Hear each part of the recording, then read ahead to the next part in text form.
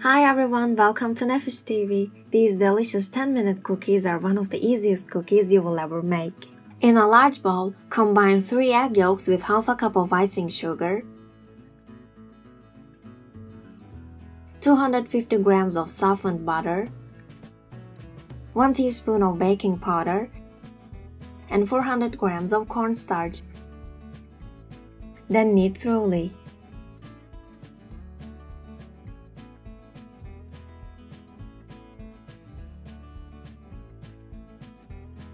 Take walnut-sized pieces from the dough and roll into balls.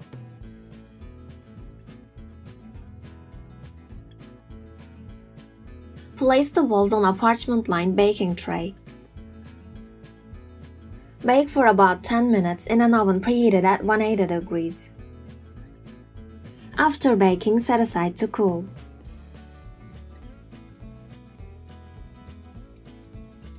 Dust with icing sugar before serving. Hope you enjoy!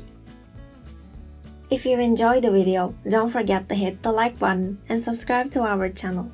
Please comment below for further questions. Thanks for watching!